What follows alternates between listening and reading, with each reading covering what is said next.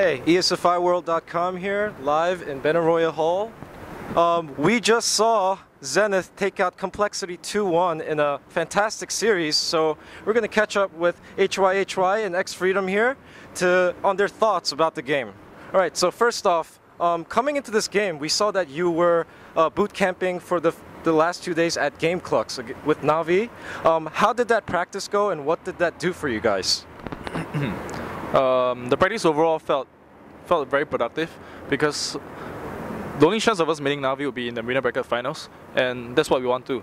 And so both teams were very confident, and we were very open. So we kept using heroes that we felt could work. We're trying strategies. We're trying all sorts of game strategies, and so we actually found out a lot of things. And when can this hero be played? When can it not be? So we learned a lot during the training. You mean that Navi? We trained with Navi. We were very open, so that we couldn't hide our strats like we always used to. We wouldn't fool around with the drafting. Okay, very nice to hear that you got something out of that boot camping experience against Navi. Now, going into this game against Complexity, Complexity is known to be one of the stranger Western teams, right? They have unique strategies. They're very disciplined, which is very unique among Western teams. So you probably had to approach this from a different angle from most other teams at the International. What do you see in Complexity that was strong, and what did you do to kind of counter against their style, per se? Because we studied COL quite a bit, and we know that they are a team that likes to, they only go as 5 and only 5. So in the beginning, we thought of going for a split push strategy against them. And for some reason, the first game, our draft wasn't a split push draft, and it turned out very bad against us. So we kind of fell into their trap. We fell into their comfort zone, and thus they played a better game, and they were the better team for the first game. For the second and third game, because they always like to stick as 5, so we decided that we can do a global gang strat without appearing as we can split push and gang at the same time. Okay, so you guys got crushed in game 1, and you heard chants of USA, USA, USA. When you heard this through the booths, what did it do for you guys? What did it do to you guys? What was the impact of this crowd? I mean, obviously, it sucks that the main crowd is cheering for the other team, but hearing it makes us hungrier to win, and thus we fought and we kept fighting, and we played better for the rest of the games. It makes us more hyped and make us unleash the beast to play better.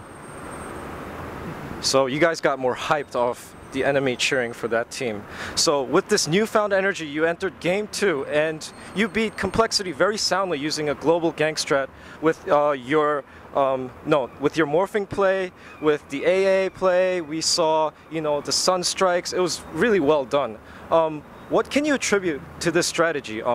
Is it a new strategy you guys have been practicing in boot camp, or is it something you've had in your back pocket for a while now?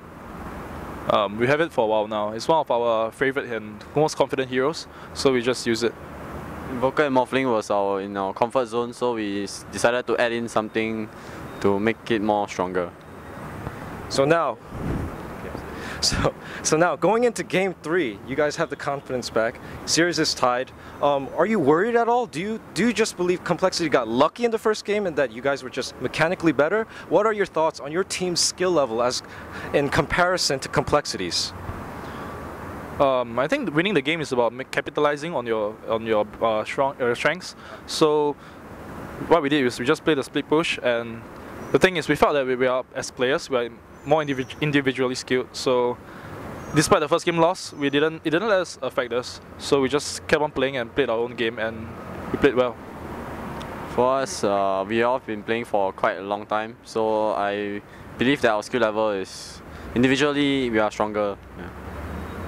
Okay, so Zenith says it. We're better than Call, and they've shown it in the last match. Now you enter off a fresh victory off a Call. Now you're gonna play LGD. They're the juggernaut. They're the ones to beat. And we saw Orange come close to beating them. And if anyone's watched Zenith's games against LGD in the group stage, they actually came really close to beating them. So what kind of small adjustments will you make, without revealing your strategies, what small adjustments will you make to taking out LGD? Because it's possible. This is Dota. Anything can happen. Because going by the history, the only teams that have beaten LGD are IG and us Zenith, and in fact we've actually beat LGD quite a few times. So our plan for the games for tomorrow would be, we'll just be playing what we are always strong at and the things that we're confident at, and the exact same way we have been using to fight LGD. So we'll just be using it again. We would try to stop making those big dives that cause us to lose the games.